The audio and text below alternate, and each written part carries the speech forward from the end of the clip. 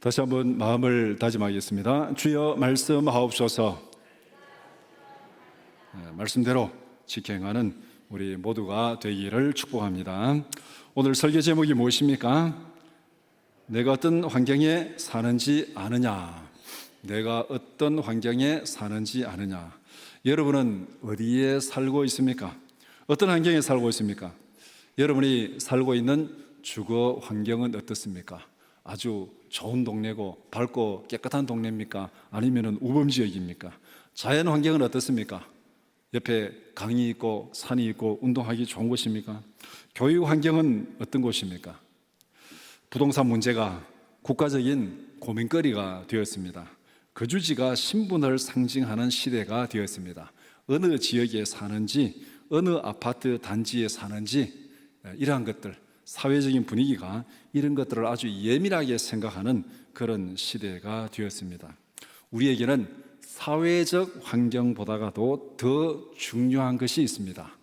자연적인 환경보다 더 중요한 것이 있습니다. 그것은 영적인 환경입니다. 영적인 환경. 오늘 요한계시록 2장 12절에서 17절 말씀을 읽었습니다. 본문은 소아시아의 세 번째 교회에 주는 편지입니다. 버가모 교회에 보내는 말씀입니다. 오늘 본문에서 이런 질문을 할 수 있습니다. 내가 어디에 사는지 아느냐? 내가 어디에 사는지 아느냐? 이 질문은 영적인 관점에서 던지는 질문입니다. 내가 살고 있는 곳의 영적인 환경을 알고 있느냐? 그렇다면 오늘 우리에게는 지금 우리가 살아가는 이 시대의 영적인 환경을 알고 있는가? 지금 영적으로 어떤 시대에 살아가고 있는지 알고 있느냐? 이 질문을 지금 우리에게 하고 있습니다. 우리가 어디에 있는지를 아는 것은 대단히 중요합니다. 예를 들어서 등산을 하다가 길을 잃어버렸습니다. 길을 잃어버렸다는 것은 무엇을 의미합니까? 내가 지금 어디에 있는지 모르는 거예요. 내가 지금 어디에 있는지. 어디에 있는지 알면은 길을 잃은 게 아니죠. 여기 가면 된다. 내가 여기 있으니까 이쪽으로 가면 된다. 저쪽으로 간다. 이 전체 그림을 아는데 어디에 있는지 모르고, 길을 잃었다는 것은 어디에 있는지를 모르는 것입니다. 길을 잃었다는 것, 자기가 어디에 있는지 모르게 되면은 굉장히 불안하고 두려움이 엄습합니다. 밤이 되고 이렇게 해도 지금 어디로 갈지 모르고 숲속에서 밤을 보낸다 생각하면은 이 보통 힘든 일이 아닙니다. 그러다가 길을 찾으면은 불안과 두려움이 사라지고 편안함이 찾아옵니다. 우리가 살아가는 사회의 영적인 기상도를 알아야 됩니다. 어디 있는지 알아야 여러 가지 위험에 대비할 수 있습니다. 여기에서 이쪽으로 가면은 어떤 어려움이 있고, 이쪽으로 가면 어떤 어려움이 있고, 이 위험을 피하기 위해서는 어디로 가야 된다. 내가 어디인지 알아야 닥칠 그런 어려움에, 위험에 대비할 수 있습니다. 그래서 우리가 많이 쓰는 말로 지피지기면 백전백승이다. 나를 알고 다른 사람을 알고 그래야 지금 전쟁에서 승리할 수 있다. 그렇게 말씀합니다. 어디 보면은 오늘 이 본문 이 요한계시록 2장 12절에서 17절은 바로 우리에게 그것을 말씀하고 있습니다. 네가 어떤 환경에 살고 있는지 아느냐? 너 자신을 지금 알고 있는가? 너 형편과 처지를 알고 있느냐? 이 질문을 지금 하고 있습니다. 오늘 본문을 두 부분으로 나누어서 함께 살펴보고자 합니다. 첫 번째는 버가모 교회에 대한 진단입니다. 12절에서 15절. 두 번째는 버가모 교회에 대한 처방입니다. 16절, 17절 말씀. 첫 번째, 버가모 교회에 대한 진단입니다.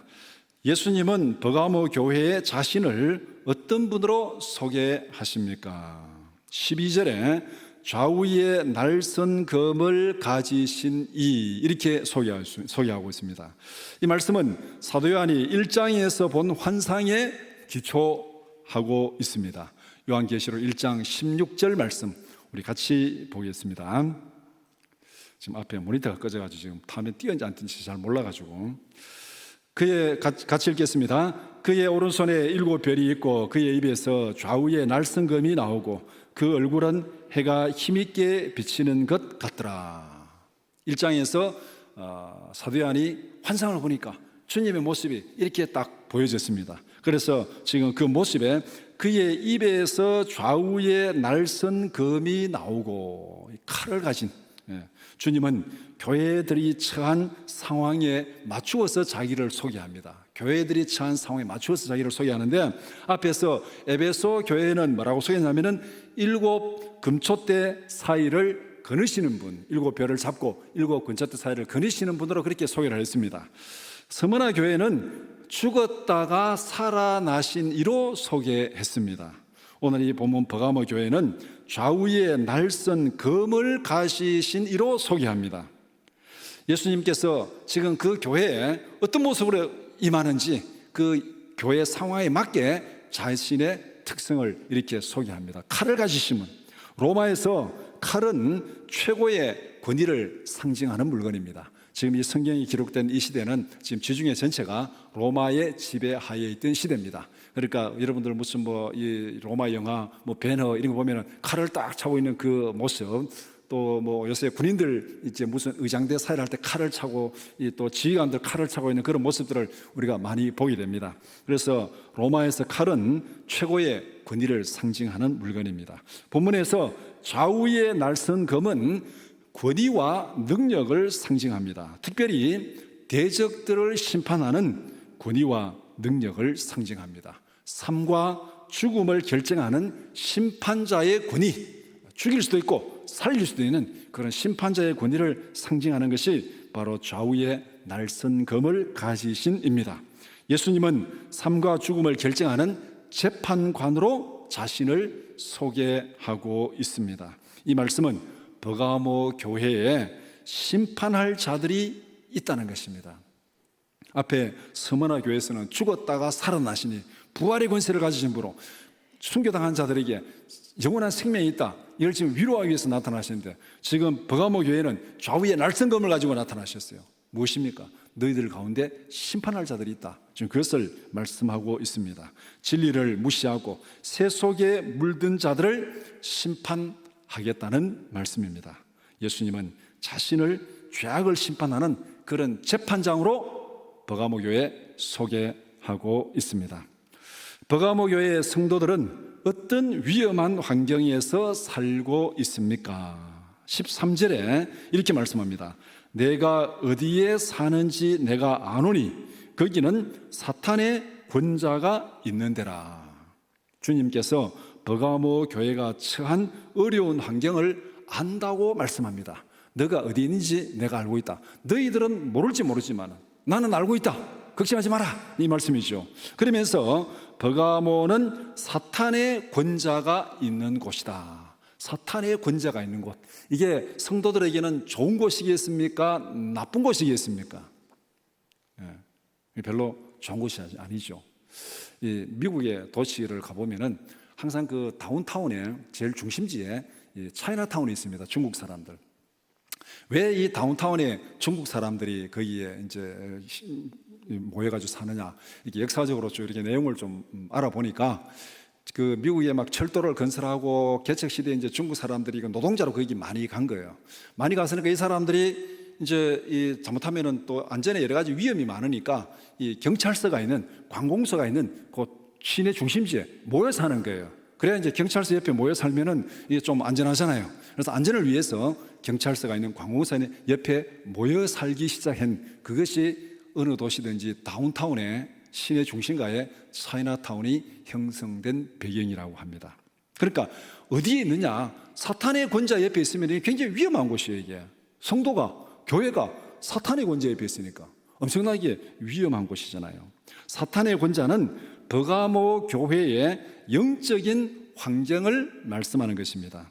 버가모는 상업적인 관점에서는 앞에서 언급한 에베소와 스무나에 미치지 못합니다. 상업적으로는 에베소나 스무나가 훨씬 더 발달한 곳입니다. 그러나 정치적으로, 종교적인 면에서는 버가모가 더 중요한 도시입니다. 버가모는 황제 숭배의 중심지고 그때 당시에 소아시아를 다스리는 전체 지역의 수도 역할, 그 전체 주로 말하면 주도 역할을 하는 그 도시가 지금 버가모입니다. 그리고 황제 숭배뿐만 아니라 온갖 우상들이 들끓는 도시입니다. 거기는 술의 신, 치료의 신, 뱀의 신, 사랑의 신 해가지고 막 온갖 잡동사니 신들이 다 거기에 이제 신당이 있고 섬기는 그곳이 버가모입니다.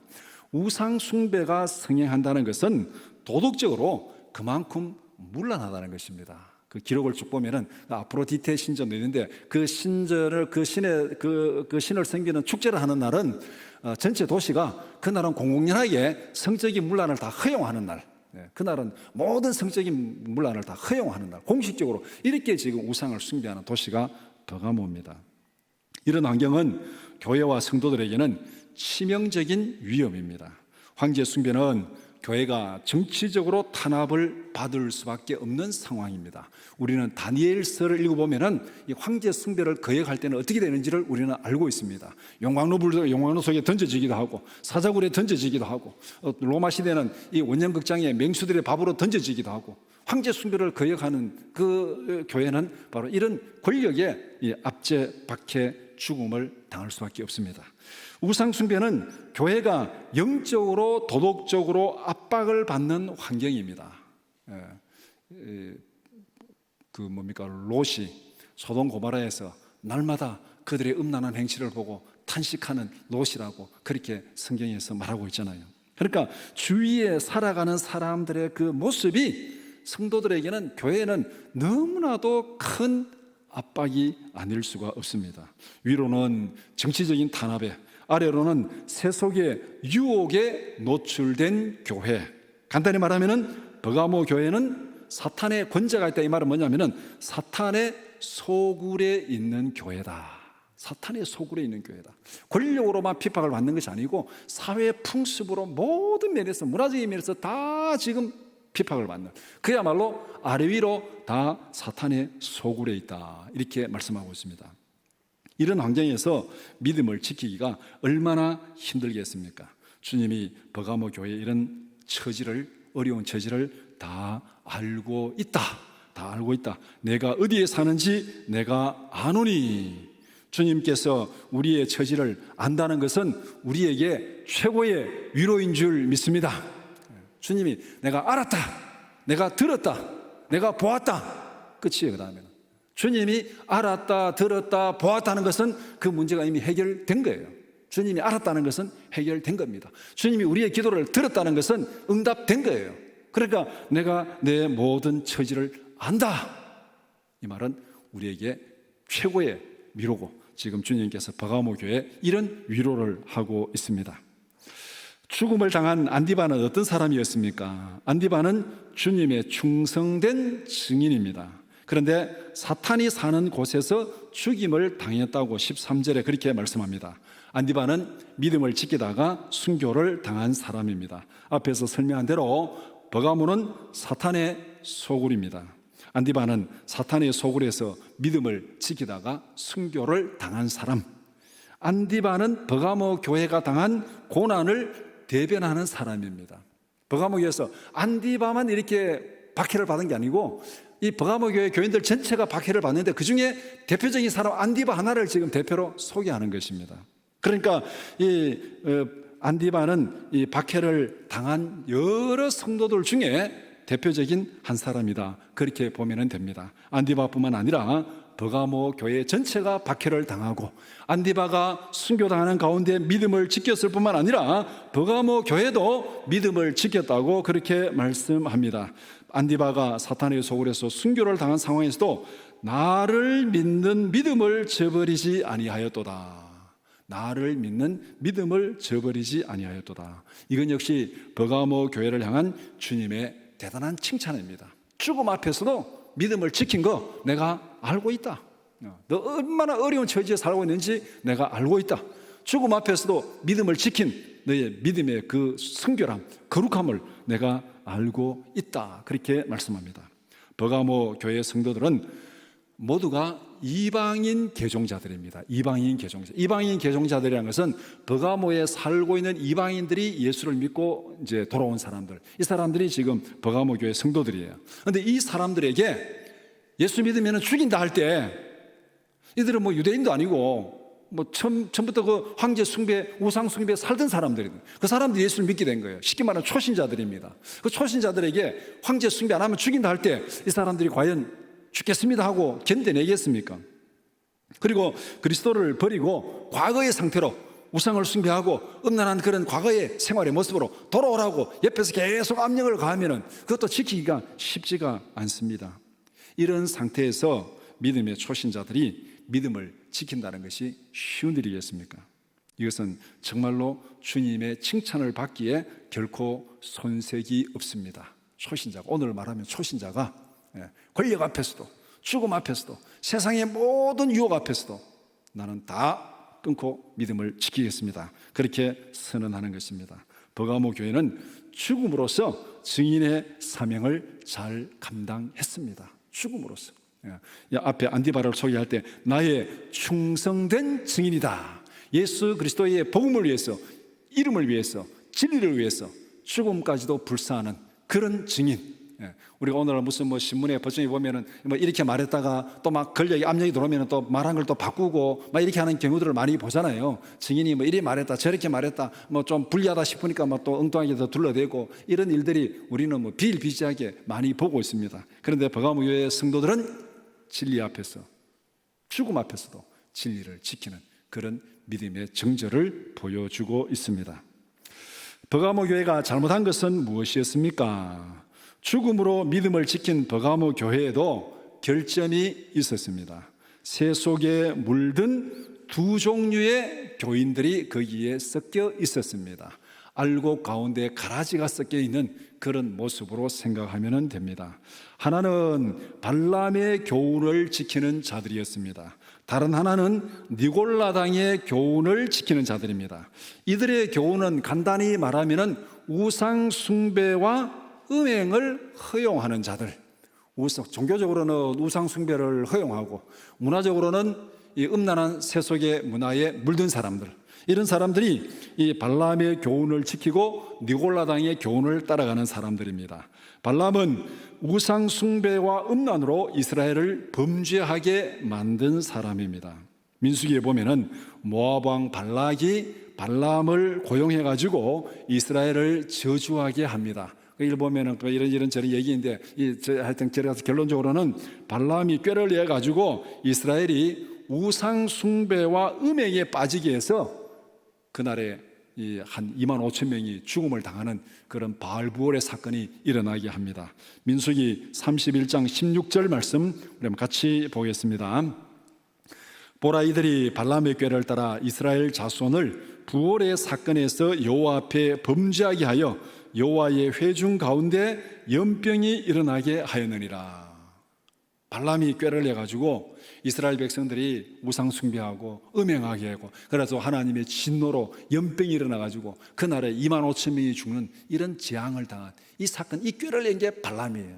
그러니까 우상 숭배와 음행, 하나님 앞에 심판받을 수밖에 없는 이 꾀를 내가지고 지금 이렇게 성도들을 미혹하는 그것이 바로 발람의 교훈입니다. 발람은 우상 숭배와 음란을 허용하는 대표적인 모델로 지금 소개가 되고 있습니다. 그 다음에 니골라당의 교훈도 발람의 교훈과 다르지 않습니다. 니골라당은 영혼과 육체를 분리해서 생각합니다. 여기에 이제 헬라 철학에 영혼은 선한 것이고 육체는 악한 것이고 이렇게 영과 육을 분리해가지고 생각하는, 거기에서 결론은 발람의 교훈과 사실은 같습니다. 그래서 육체는 어차피 악한 것이기 때문에 육체로 범하는 죄는 별로 중요하지 않다. 그러니까 음란을 허용하는 거죠. 육체로 보면 어차피 죽을 거니까, 썩을 거니까 그건 별로 중요하지 않다. 이렇게 해가지고 지금 그때 당시에 이 버가모 지역에는 이 음란한 문화를 허용하는 그런 이 진리를 교묘하게 이렇게 탁 타협해가지고 전하는 그런 이단입니다. 그래서 이 세상과 타협하면서 음란한 풍습에 동조하는 그런 사람들이 바로 니골라당의 교훈을 따르는 사람입니다. 이렇게 보면은 발람과 니골라당의 교훈은 세상에 타협하는 자들. 앞에 버가모 교회는 이 충성스러운 믿음의 증인들이었는데 죽음을 불사하고 순교 앞에서도 진리를 지키고 믿음을 지켰는데, 그런데 거기에 어떤 사람들이 섞여 있는가? 발람의 교훈을 따르는 자들, 니골라당의 교훈을 따르는 자들이 버가모 교회 안에 섞여 있는 거예요. 우상숭배를 허용하고 음란을 허용하고, 그러면서 그 믿음을 지킨 사람들 보고 또 손가락질 하지 않겠습니까? 또 교회 안에서도 서로 또 어떻게 보면 이게 영적인 분쟁이 있지 않겠습니까? 왜 그렇게 적당하게 믿으면 되지? 꼭 그렇게 해가지고 죽음을 당해야 되나? 적당하게 좀 이렇게 좀 세상 흘러가는 대로 좀 적당하게 하면 안 되냐? 말이 이제 굉장히, 요사에도 보면 굉장히 설득력 있잖아요. 교회가 꼭 그래야 되나? 좀 세상에 좀 분위기 맞춰가면서 하면 안 되나? 굉장히 맞는 말처럼 들려집니다. 그러나 중요한 것은 하나님이 어떻게 평가하시는가, 주님이 어떻게 평가하시는가, 그것이 더 중요합니다. 교회 안에 섞여 있지만은 새 속에 물든 사탄의 무리들, 이것이 오늘 본문에서 말하는 발람의 교훈을 따르는 자들, 니골라당의 교훈을 따르는 자들입니다. 주님께서 이들을 좌우의 날성검으로 심판하시겠다, 그런 것을 보여주기 위해서 주님은 자기는 좌우의 날성검을 가지신 이렇게 지금 소개하고 버가모 교회에 편지하는 것입니다. 버가모 교회에 섞여 있는 이런 사탄의 무리들을 주님께서 심판하시겠다, 그것을 분명히 보여주고 있습니다. 이것이 버가모 교회에 대한 진단입니다. 두 번째는 버가모 교회에 대한 처방입니다. 버가모 교회에 선포하신 주님의 명령은 무엇입니까? 16절에 회개하라, 회개하라. 회개하지 않으면 입의 검으로 그들을 심판하리라.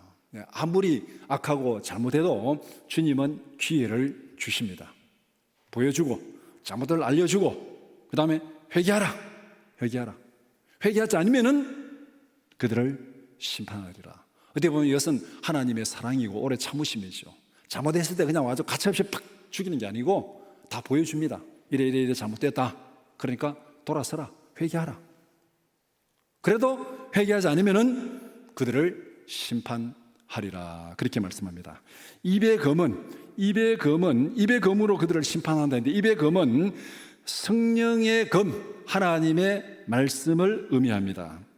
에베소서 6장 17절 말씀 우리 같이 보겠습니다. 에베소서 6장 17절 같이 보겠습니다. 구원의 투구와 성령의 검 곧 하나님의 말씀을 가지라. 구원의 투구와 성령의 검 곧 하나님의 말씀을 가지라. 요한계시록 19장 15절 말씀, 요한계시록 19장 15절 말씀 같이 보겠습니다. 그의 입에서 예리한 검이 나오니 그것으로 만국을 치겠고 친히 그들을 철장으로 다스리며 또 친히 하나님 곧 전능하신 이의 맹렬한 진노의 포도주틀을 밟겠고, 입에서 검이 나와서 이 만국을 치겠다, 그렇게 말씀합니다. 히브리서 4장 12절 말씀 우리 같이 보겠습니다. 히브리서 4장 12절, 하나님의 말씀은 살아있고 활력이 있어 좌우의 날선 어떤 검보다도 예리하여 혼과 영과 및 관절과 골수를 찔러 쪼개기까지 하며 또 마음의 생각과 뜻을 판단하나니. 이 세 구절을 보면은 입의 검으로 그들을 심판하리라 할 때 입의 검이 무엇인지를 우리가 분명히 알 수 있습니다. 그 다음에 회개하라는 말은 발람과 니골라 당의 교훈에서 돌아서라는 것입니다. 회개는 돌아서는 거예요. 돌아서라. 세상과 타협하는 믿음에서 돌아서라는 말입니다. 우상 숭배와 음란하고 방탕한 생활 습관에서 돌아서라. 돌아서지 않으면은 내가 이 입의 검으로 심판하리라, 그렇게 경고하고 있습니다. 그러면 우리가 돌아설 때 어떻게 돌아서야 되겠습니까? 성경은 우리가 돌아서야 되는 방향을 분명히 말씀하고 있습니다. 어떻게 돌아서야 되는지 그 방향을 분명히 말씀합니다. 로마서 12장 1절 2절 말씀 같이 보겠습니다. 로마서 12장 1절 2절, 그러므로 형제들아 내가 하나님의 모든 자비하심으로 너희를 권하노니 너희 몸을 하나님이 기뻐하시는 거룩한 산 제물로 드리라. 이는 너희가 드릴 영적 예배니라. 너희는 이 세대를 본받지 말고 오직 마음을 새롭게 함으로 변화를 받아 하나님의 선하시고 기뻐하시고 온전한 뜻이 무엇인지 분별하도록 하라. 이 세대를 본받지 말고 하나님이 기뻐하시고 선하시고 온전한 뜻이 무엇인지를 분별하라.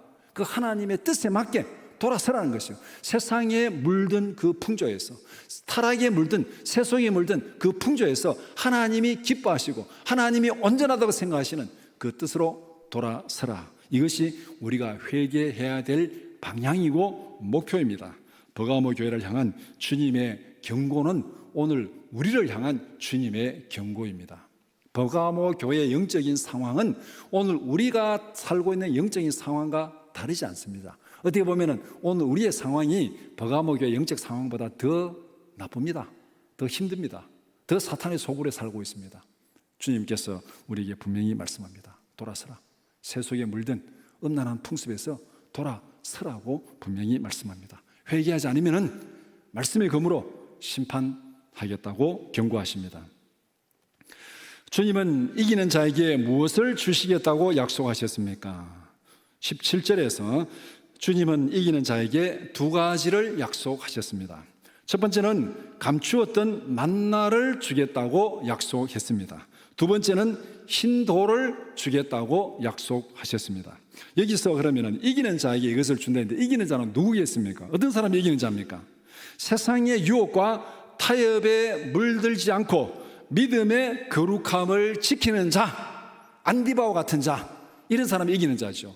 니골라당, 그 다음에 발람의 교훈을 따라간 자, 이들은 이기는 자가 될 수 없습니다. 안디바와 같이 죽음 앞에서도, 고난 가운데서도, 박해 가운데서도 믿음을 지키는 자들이 이기는 자들입니다. 새 속에 물들지 않고 진리를 지키는 자들이 이기는 자입니다.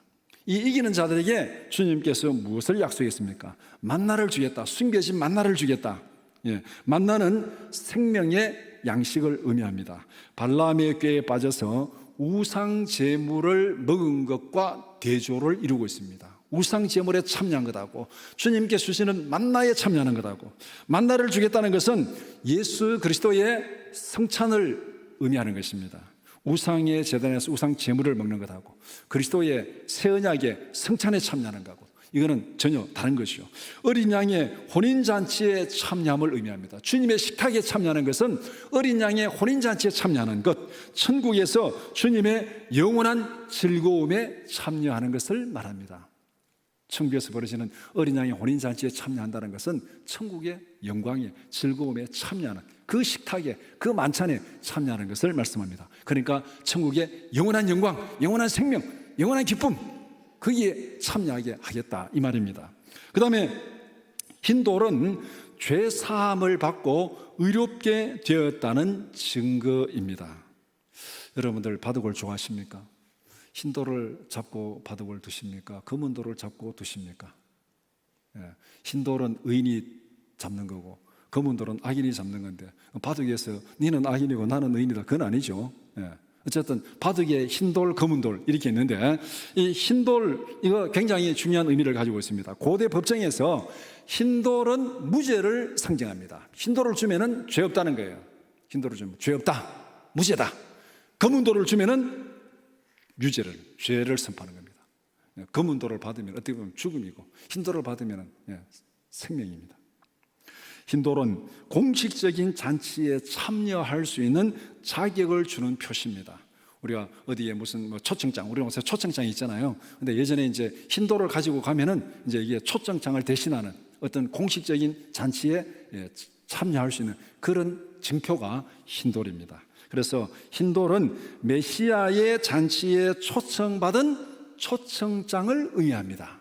천국 잔치에 초청을 받은 초청장, 죄사함 받고 의롭게 되었다, 그 의인의 선포, 초청장, 천국 잔치에 참여한다, 이것을 의미합니다. 그래서 이기는 자는 천국의 영원한 영광과 즐거움에 참여할 것이라고 선포하는 겁니다. 이기는 자에게 만나를 주고 흰 돌을 주겠다.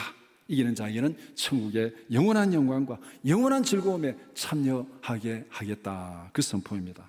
우리 모두가 새 속에 물들지 않는 이기는 자가 되기를 축복합니다. 우리가 받을 것은 바로 이 숨겨진 만나와 흰 돌을 받는 그런 의인이 되어야 될 줄 믿습니다. 말씀을 정리하겠습니다. 버가모 교회는 어떤 환경에서 살고 있었습니까? 믿음 때문에 권력의 박해를 받는 곳에 살고 있었습니다. 이단의 유혹과 세상의 방탕함에 시달리는 곳에 살고 있었습니다. 버가모 교회의 문제점은 에베소 교회의 문제점과는 정반대입니다. 에베소 교회는 어떤 교회였습니까? 다 잘했어, 진리를 지키고 다 잘했는데 처음 사랑을 잃어버렸습니다. 진리에 대한 결의가 너무 강해가지고 사랑을 잃어버렸어요. 진리에 대한 결의가 너무 강해가지고 이게 진리냐 아니냐 그걸 막 따지고 막 이렇게 진리 아닌 것을 걸러내다 보니까 사랑이 없어져 버렸어요. 이게 에베소 교회의 문제입니다. 그런데 버가모 교회는 어떻습니까?